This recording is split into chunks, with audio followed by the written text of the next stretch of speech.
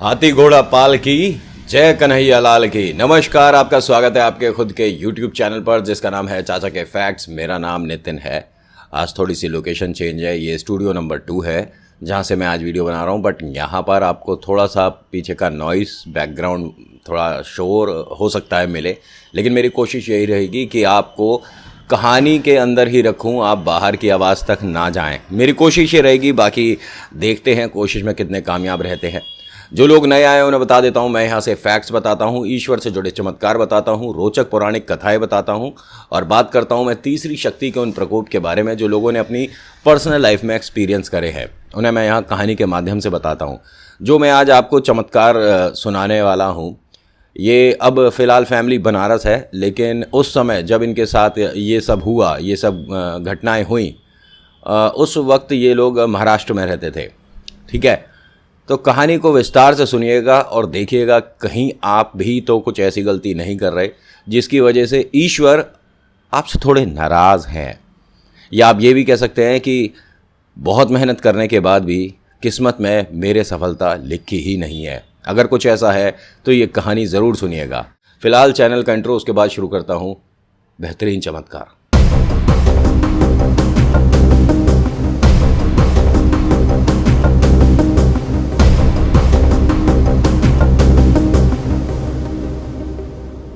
आज की कहानी सुमन की है। महाराष्ट्र में रहती हैं और ये सबसे बड़ी बिटिया है। ठीक है, छोटी बहन और एक भाई है और इनकी उम्र तकरीबन 13 साल, 10 साल और 8 साल है। 13 साल की सुमन है, 10 साल का भैया है और 8 साल की सबसे छोटी गुड़िया प्रीति है। ठीक है, भाई का नाम आकाश है। होता क्या है, ये सिलसिला बचपन से शुरू हुआ है और बचपन में कभी कभी हम किसी चीज़ को इग्नोर कर देते हैं। वो था इनके साथ इनके बोलना, इनके उच्चारण को लेकर।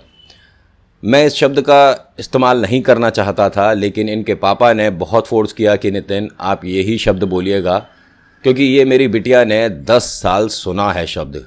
तो आप अपनी वीडियो में इस शब्द को बोलिएगा ज़रूर। हकलाना, सही से बात नहीं कर पाना, शब्दों को बार बार रिपीट करना या किसी भी शब्द पर अटक जाना एक तरह से, और सामने वाले के लिए एक मजाक का पात्र बन जाना। मैंने क्यों बोला है, इनके साथ ये परेशानी जब शुरू हुई, अभी तक तो फैमिली को बचपन में ये लग रहा था कि कोई बात नहीं, ये प्यार से बोलती है।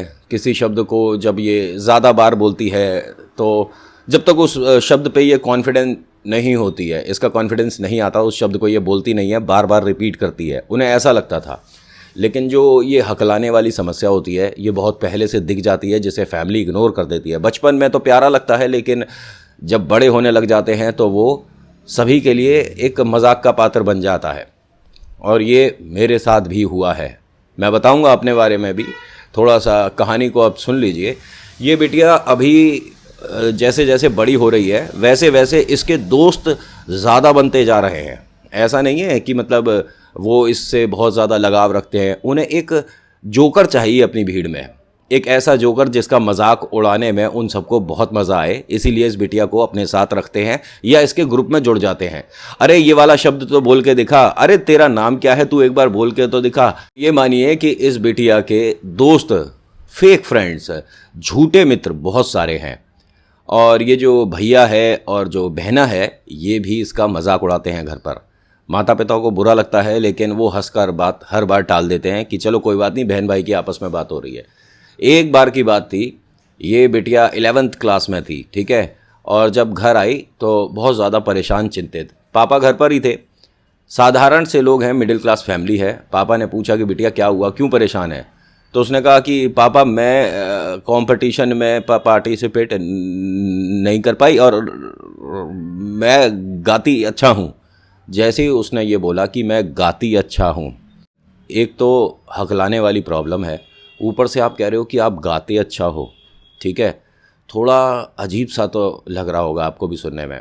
इसके भाई ने मजाक उड़ाया कि जिस दिन हकलाने में कंपटीशन होगा उसमें फर्स्ट आ सकती है तू, वैसे तो कभी तेरा नंबर लगेगा नहीं। ये भाई बोल रहा है छोटा, पिता के सामने। फिर बहना आती है स्कूल से वो भी, और कहती है कि दीदी का स्कूल कोई दूसरा करा दो, मेरा बहुत मजाक उड़ता है इनकी वजह से। पापा ने पूछा कि अरे क्या हुआ, तू भी परेशान आई है, ये भी स्कूल से परेशान आई है और ये तो रोती हुई आई थी, क्या हुआ? तो ये मैडम कंपटीशन में हिस्सा ले रही हैं पापा, वो भी सिंगिंग कंपटीशन में। मजाक बनवा दिया इन्होंने अपना, सभी लोग हंस रहे हैं, टीचर भी हंसे हैं, पूरी क्लास मुझ पर हंस रही है। इनकी वजह से मुझे बहुत ज़्यादा शर्म आती है, मैं इनके साथ स्कूल में नहीं पढ़ सकती, इन्हें स्कूल से निकाल दो। तो पापा ने कहा कि बेटा ऐसा नहीं बोलते, बड़ी बहन या बड़ा भाई उसी स्कूल में होता है तो एक बैकबोन साथ होती है, कोई समस्या है तो आप जाकर अपने भाई से अपनी बहन से बात कर सकते हो, ये आपकी ढाल है, आप ऐसा ना बोलो। उसने कहा ढाल तो कुछ नहीं पता, ये इससे हमें बहुत शर्म आती है, मैं इसे कल से अपने साथ तो नहीं लेकर जाऊंगी और मैं अलग जाया करूंगी, मुझे नहीं जाना इसके साथ। तो पिता ने कहा कि बिटिया ऐसे नहीं बोलते और तुम्हारी बहन को बहुत बुरा लग रहा होगा। उसने कहा तो लगता है तो लगने दो, जब इसे बोलना ही नहीं आता तो ये सिंगिंग कंपटीशन में कैसे पार्ट ले सकती है? पापा इसे समझाओ। अब ये बिटिया सिर्फ रोए जा रही है और इसका सहारा कोई नहीं है। और जो इसका सबसे बड़ा सहारा है ना घर में, वो अभी मंदिर गया हुआ है, इसकी माँ आती है जैसे ही और वो सभी को देखती है कि बड़ा टेंस है माहौल, सब लोग बड़े परेशान हैं, तो पूछती हैं। पिता ने सारी बात बताई, वो सीधी अपनी बिटिया के पास जाती हैं, वो अपने कमरे में बैठी रो रही होती है। उसे बोलती है कि अरे अभी कंपटीशन कहाँ आया है, अभी हारी कहाँ है जो तू रो रही है? हारने के बाद रोते हैं, मैं भी जब छोटी थी और सिंगिंग कंपटीशन के लिए गई थी, मैं हारने के बाद रोई थी, तू पहले रो रही है? और वो हंसने लगी एकदम कि माँ आप मजाक मत करो, मेरे बारे में सब बहुत गंदा बोलते हैं। माँ ने कहा अरे उन सबको अकल ही नहीं है, देख ऐसा तो है नहीं कि हर कोई हीरे को पहचानता है। आप कहीं भी हीरा लेकर जाते हो, किसी परचून की दुकान पर, किसी मेडिकल स्टोर पर, किसी बिजली वाले के पास, तो क्या वो हीरा पहचान लेगा? नहीं पहचानेगा ना। अरे हीरे को तो जौहरी के पास ही लेकर जाना पड़ता है बिटिया। ये सब नहीं जानते तुझे, मैं जानती हूँ क्योंकि मैं जौहरी हूँ, मेरी बिटिया हीरा है। तू टेंशन क्यों ले रही है? और तेरे दोस्त वगैरह क्या बोलते हैं? तो उसने कहा मेरा मम्मी कोई दोस्त ही नहीं है, आज उन सब ने भी मेरा बहुत मजाक उड़ाया है और मैं अब स्कूल भी शायद ना जा पाऊँ। स्कूल में सब लोग मेरा मजाक उड़ा रहे हैं, पूरा स्कूल मेरे को बहुत गंदे गंदे शब्दों के साथ बुला रहा है और हकलाकर बोलती है ये हकली है, सिंगिंग कैसे करेगी। और माँ मैं नहीं जा सकती। ये बिटिया इतनी टूट रही है कि अगर सही समय पर माँ साथ नहीं होती ना तो ये शायद फिर किसी के भी साथ नहीं होती। बिटिया छोटी ज़रूर है लेकिन डिप्रेशन इनको भी होता है और सबसे ज़्यादा डिप्रेशन स्कूल के बच्चों को होता है। बड़ी अजीब बात है।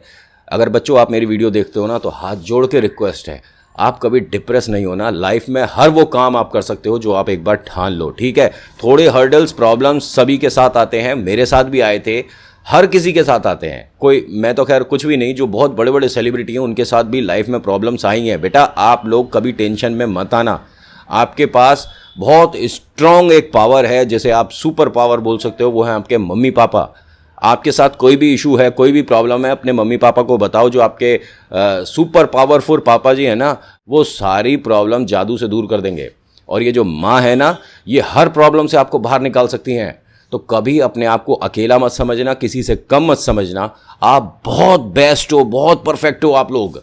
और जो एक मेरा छोटा सा प्यारा सा कोई सब्सक्राइबर अपने आप को बोलता है, जो कि मेरा परिवार का हिस्सा है, नाम अंकित है, 7th क्लास में है, ये बोलता है कि नितिन भाई मुझे आपके जैसा बनना है। तो भाई मैं कुछ भी नहीं हूँ, आप अपने पापा जैसा बनो। आप अपने मम्मी के जो उनके संस्कार हैं ना, उनकी जो बातें अच्छी अच्छी, उन सभी को आप एक तरह से ग्रैब कर लो। मैं कुछ भी नहीं हूँ, आपके पिता के चरणों की धूल हूँ मैं मेरे भाई, मैं कुछ भी नहीं हूँ।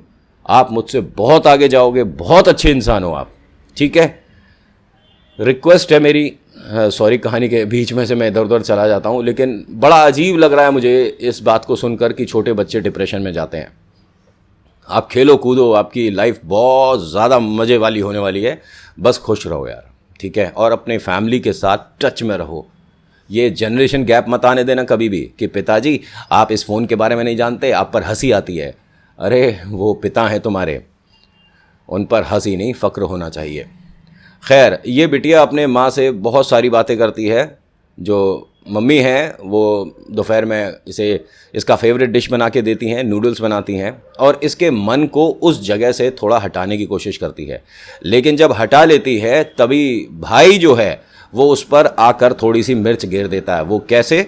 वो आता है और बोलता है कि स्कूल से अभी फ़ोन आया था और इन मैडम को भी बुलाया जा रहा है सिंगिंग कंपटीशन के लिए। पापा हमारा फिर मजाक उड़ेगा, इनसे बोल दो ये कल स्कूल ना जाएं। और अरे पापा ये बोल दो ना फ़ोन पे कि ये रास्ते में आ रही थी और किसी गाड़ी से एक्सीडेंट हो गया और मर गई। छोटा भाई बोल गया ये, और इस बिटिया के आंसू अब फिर शुरू हो गए हैं। पापा मम्मी के सामने चिल्लाकर बोलती है, पहली बार चिल्लाई है उनके सामने, लेकिन दुखी है ये, बहुत ज़्यादा दुखी है। कहती है पापा इससे तो अच्छा मैं वास्तव में ही किसी गाड़ी के नीचे आ जाती और मर जाती, आप सबको शर्मिंदगी तो नहीं होती। पापा ने बहुत गुस्से से इसे डांटा और कहा कि दोबारा ये सब बकवास करने की ज़रूरत नहीं है बिटिया, कोई तुझे कुछ भी बोलेगा तो तू ये सब कुछ मन में लाएगी। अरे हम दोनों का क्या होगा, तू हमारा शेर है, कभी निराश नहीं होते। पिता ने भी हौसला बढ़ाया, माँ ने भी इसे बहुत ज़्यादा हौसला बढ़ाया और इसे अगले दिन स्कूल लेकर गई है। ठीक है, आज मम्मी खुद आई हैं स्कूल में और मम्मी ने ये कहा कि जब इसका ऑडिशन हो रहा होगा तो मैं वहीं बैठूंगी। ठीक है, हौसला बढ़ाने के लिए माता वहीं बैठी थी। ये बिटिया जैसे ही स्टेज पर आई और इसने गाना शुरू करा, ठीक है, बहुत वास्तव में सुरीली आवाज़, बहुत प्यारा ज्ञान, सारे गामापा, ये मानिए कि माँ सरस्वती का इस पर आशीर्वाद, लेकिन हकला रही है। सभी ने इसका बहुत मजाक उड़ाया, टीचर हंस रहे हैं, जो जजेस हैं जो सिलेक्ट कर रहे हैं वो हंस रहे हैं, और ये बिटिया स्टेज पर ही रोना शुरू हो गई। माँ भागती हुई गई, इसे गले से लगाया और उन सभी को डांटा, टीचर्स वगैरह सभी को, प्रिंसिपल वाइस प्रिंसिपल सभी को माँ ने बहुत झाड़ लगाई कि आप कैसे गुरु हैं, अगर आपके सामने आपका शिष्य गिर रहा है तो उस पर हंस रहे हो, शर्म नहीं आती आप सभी को? अरे मैं तो यहाँ पर ये देखने आई थी कि क्या सिर्फ बच्चे ही बदतमीजी करते हैं, जो ये टीचर हैं सपोर्ट क्यों नहीं करते मेरी बिटिया को? दिख गया मुझे क्यों नहीं सपोर्ट करते। आपने क्या जोकर बनाने के लिए मेरी बिटिया को बुलाया था? बहुत गुस्से में है माँ आज। और वो वहाँ से बिटिया को लेकर सीधा कन्हैया के पास आती हैं। वहाँ एक बहुत प्यारा कन्हैया का मंदिर था। कन्हैया के सामने आकर, ये आपको फिल्मी सीन लग रहा होगा, है ना? लगता रहे, लेकिन जिसके साथ ये हुआ है मैं उनकी भावनाओं को इज्जत देकर वो बातें बता रहा हूँ जो मुझे बताई गई हैं।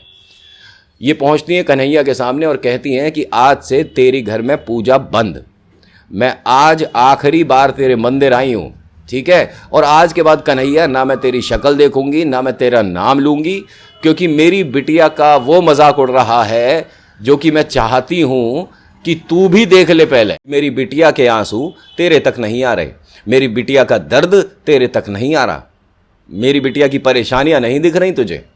वाह कन्हैया वाह, तूने बहुत बढ़िया खेल किया है।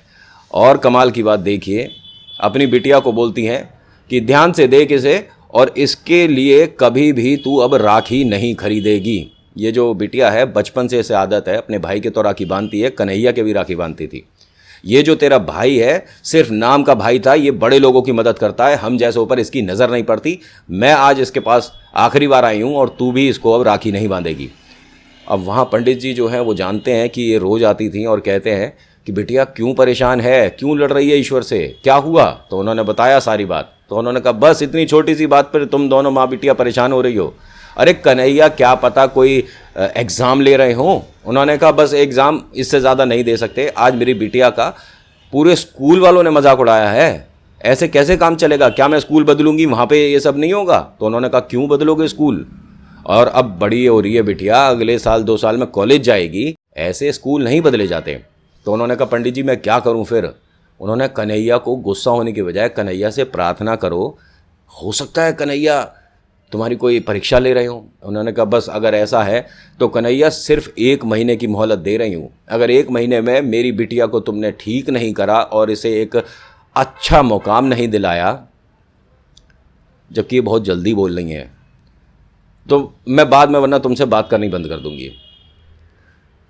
तो पंडित जी ने कहा कि आपने इस विषय में किसी डॉक्टर से मिले? कह रहे कि जो हमारी हैसियत थी, जितनी हमारी औकात, उतनी औकात के सभी डॉक्टरों से हम मिल चुके हैं। हर कोई ने 2-4 साल पहले यही बोला था कि समय के साथ ये सब कुछ ठीक हो जाता है, लेकिन अभी ऐसा हुआ कुछ नहीं है, उल्टा बढ़ गई है इसकी हकलाने की ये जो समस्या है। और घर में अब जो बहन भाई हैं वो भी मजाक उड़ाते हैं। पंडित जी मैं क्या करूं?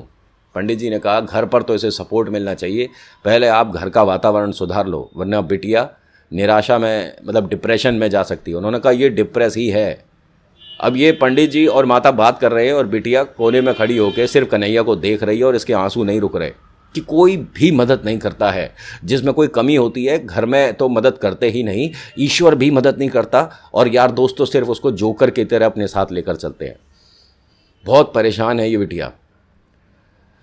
पिता ने कुछ दोस्तों से पैसे उधार मांगे और एक बहुत बड़े डॉक्टर को दिखाने के लिए अपनी बिटिया को लेकर गए। दिल्ली आए थे ये, ठीक है। जब ये वहाँ पहुँचे हैं तो उस डॉक्टर ने सच बात करी और सही बात करी, जिसकी वजह से इन दोनों को बहुत बुरा लगा। ये समस्या कभी ठीक नहीं होगी। उन्होंने कहा कि मतलब ऐसा कैसे हो सकता है, कोई तो दवाई, कोई सर्जरी, कोई ऑपरेशन। उन्होंने कहा हो सकता था लेकिन आप लोग लेट हो गए। और अगर हम अब छेड़छाड़ करते हैं गले के साथ, ठीक है, और तो वो एक साधारण भाषा में बताता हूँ कि कोई कॉर्ड, कोई तार, कोई गले की कुछ ऐसी होती है जिसकी वजह से आवाज़ जा भी सकती है। तो रिस्क लेना अब बनता नहीं है। अगर बिटिया जैसे 6-7 साल की होती, उस समय आप मेरे पास आते तो मैं 100% इसको ठीक कर सकता था। और ठीक होते हैं, लेकिन आप बहुत देर कर चुके और वो अब हम सर्जरी, ऑपरेशन नहीं कर सकते। जब बिटिया ने ये सुन लिया कि अब पूरी ज़िंदगी मुझे इसी तरह से हकलाते रहना है, तो इसने अपने सिंगिंग पैशन को साइड रख दिया। आपको वीडियो कैसी लग रही है? माफ़ी चाहूँगा बीच में पूछ रहा हूँ, लेकिन अगर ठीक लग रही है तो लाइक करिएगा, शेयर करिएगा उन सभी के साथ जिनको ऐसा लगता है कि हम में कोई प्रॉब्लम है। आप में कोई प्रॉब्लम नहीं, आप बहुत अच्छे इंसान हो, बहुत प्यारे इंसान हो। सब्सक्राइब ज़रूर करिएगा चैनल को, ठीक है, अगर पहली बार आए हैं। अब यहाँ क्या होता है कि ये पिता ने जब अपनी बात सारी धर्मपत्नी को भी बताई, वो भी अब टूट गई और बहन भाई दोनों हंस रहे हैं कि इलाज कराने गए थे, परेशानी हो गई, क्या हुआ, सारे पैसे वेस्ट हो गए, पापा ने तो इधर उधर से पैसे लिए थे, और बहुत सारी उल्टी सीधी बातें बोले जा रही हैं। अब ये बिटिया उसी परेशानी के साथ स्कूल अगले दिन जाती है, वापस आती है। ये रोने का सिलसिला अब रोज़ का हो गया है। माता पिता ने इसके आगे हाथ जोड़ा और कहा कि बिटिया तू हमारा शेर है, बस तू ये सिंगिंग का अब अपने मन से निकाल दे, तू कभी नहीं गा सकती, लेकिन हाँ तू पढ़ाई में सबसे आगे निकल सकती है बिटिया, खूब पढ़ाई कर, आईपीएस बन, आईएएस बन। उन्होंने कहा, मतलब इसको एक तरह से बूस्ट भी कर रहे हैं और इसको सिंगिंग की तरफ से हटा भी रहे हैं। मेन बात तो ये है। ये बिटिया अब क्या कर रही है, चोरी छुप के स्कूल से घर के बीच में कहीं जा रही है, कन्हैया के मंदिर। रोज जाकर उनके सामने हाथ जोड़ती है और बस ये बोलती है, बाबा ठीक कर दोगे मुझे? फिर अगले दिन आती है, कान्हा ठीक कर दो मुझे। फिर आती हैं, जय श्री राधे, कन्हैया मुझे ठीक कर दो। और इसके अलावा कोई लाइन बोलती ही नहीं है, ना कन्हैया के लिए कभी प्रसाद, ना कोई भोग, ना माला, कुछ नहीं। बस आती है, खड़ी होती है बिटिया, कन्हैया मुझे ठीक कर दो, और चली जाती है। ये सिलसिला काफ़ी दिन तक चला, 1-1.5 साल चला। अब ये बिटिया स्कूल से कॉलेज में आ गई है, लेकिन ये कहना नहीं छोड़ रही है। माँ ने कन्हैया से अब मुलाकात करना बंद कर दिया है। वो कन्हैया की पूजा अब नहीं करती। इनके घर में सभी ईश्वर की पूजा होती है, ठीक है, लेकिन कन्हैया की पूजा नहीं होती। और ये बिटिया कन्हैया से अलग नहीं हो रही। अब ये कन्हैया को हर वो बात बताती है कि कन्हैया वहाँ पर भी एक सिंगिंग कंपटीशन है, तूने मुझे ठीक कर दिया होता तो मैं वहाँ भी जाकर पार्टिसिपेट करके आती। कन्हैया आज मैंने टीवी पर देखा, एक बहुत बढ़िया गाने वाली बिटिया थी, वो फर्स्ट आ गई, मैंने कहा था ना वो जीतेगी। मतलब सिंगिंग से ये अपने आप को हटा नहीं पा रही। घर में जब सब इधर उधर कहीं होते हैं और ये अकेले होती है तो गाने की भी कोशिश करती है, हकलाती है लेकिन गाने की कोशिश करती है। कॉलेज भी ऐसे करते करते निकल गया। पढ़ाई बेहतरीन करी है, बहुत अच्छे नंबरों से पास आउट है, बहुत ज़बरदस्त नंबरों से। और इनका जो समय है ना, बहुत कठिनाइयों के साथ गुजरा बीच का, वो सब मैं हटाते हुए आपको डायरेक्ट लेकर आता हूँ इनकी शादी की बात पर। शादी की उम्र हो चुकी है लेकिन रिश्ता नहीं हो रहा, क्योंकि किसी भी रिश्ते में जो आ रहा है उस परिवार को अपनी बहू में ये समस्या नहीं चाहिए, हकलाने वाली जो होती है नहीं चाहिए। बहुत बहुत कोशिश करी, कहीं से भी हाँ नहीं हुई, ठीक है। अब देखिए यहाँ पर ऊपर वाले की मर्ज़ी क्या होती है, कैसे होती है, कुछ नहीं पता। छोटी बहन के लिए रिश्ता आता है, शादी होती है, वो अपने घर चली जाती है। भाई के लिए रिश्ता आता है, उसकी भी शादी हो जाती है, इनके घर भाभी आ जाती है, और ये जो भाभी आई है ये और ज़्यादा मजाक उड़ाती है बिटिया का। उम्र हो रही है, कहीं कोई रिश्ता नहीं, और अब ये मानिए कि इतनी उम्र नहीं है इसकी ऐसी, लेकिन ये काफ़ी बड़ी बड़ी लगने लग गई है। चेहरे पर से वो खुशी, वो चमक अब जा रही है। जो बहन है उनके हस्बैंड डॉक्टर हैं, अच्छे घर में शादी हुई है, और ये जो बहू आई है इनके घर में, मतलब जो भाभी आई है, ये टीचर है। सभी लोग पढ़े लिखे हैं, और पढ़े लिखे होने के बावजूद मजाक बदतमीज़ों वाला ही हो रहा है इसके साथ। ये कन्हैया के पास जाती हैं और उनके हाथ पर कलावा बांधती हैं कि ये मेरी तरफ से अब आखिरी कलावा है। कन्हैया, मैं टूट गई और अब मैं कभी ज़िंदगी में शादी नहीं करूँगी। मेरा मजाक सा बन गया है, और मेरा क्या, मेरे माता पिता का मजाक बन गया है। बस कन्हैया। और ये जब बोल रही है, हकला नहीं रही है। पंडित जी ने कहा, बिटिया ऑपरेशन हो गया, शायद सर्जरी हो गई, अब एकदम ठीक है ना तू, अब तो गाती है। इसे समझ नहीं आया। कहा, मैं पंडित जी समझी नहीं। अरे वो बेटा आपकी एक छोटी सी समस्या नहीं थी, एक बार मम्मी लड़ने आई थी, ध्यान है आपको? जैसे आप बोलते थे तो शब्द बार बार आते थे बिटिया आप। उसने कहा, पंडित जी लेकिन मेरे साथ वो समस्या अब भी है, कोई ऑपरेशन कोई सर्जरी नहीं हुआ है। कह रहे, बिटिया तू सही बोल रही है, अभी तक कहाँ वैसे तू हकला रही है, मेरा पागल बना रही है। चल, बुजुर्गों से ऐसे मजाक नहीं करते हैं। प्रसाद खिला, पहले मिठाई खिला, अब तो ठीक हो गई। अब इनने कन्हैया को देखा ध्यान से कि कन्हैया ये जो पंडित जी बोल रहे हैं क्या ये सही है? फिर उसने बहुत सारा कुछ बोल के देखा ट्राई करने के लिए। पंडित जी ने क्या कहा, एक काम कर, एक मुझे भजन सुना दे फटाफट से। भाई तू आज इस मंदिर से तभी जाएगी जब एक कान्हा का भजन सुनाएगी। मुझे पता है तू बेहतरीन गाती है, बहुत अच्छा गाती है, सुरीली माँ सरस्वती का वास है, तू एक गाना सुना फटाफट से। अब आप यकीन नहीं करोगे, इसने भजन शुरू करा है और वहां पर भीड़ लग गई।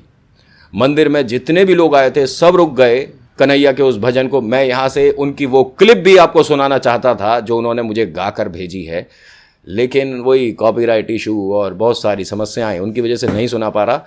कोशिश करूंगा कि इंस्टाग्राम पर शेयर करूं। बहुत बेहतरीन गाया उन्होंने वो, ठीक है। और भीड़ लग गई।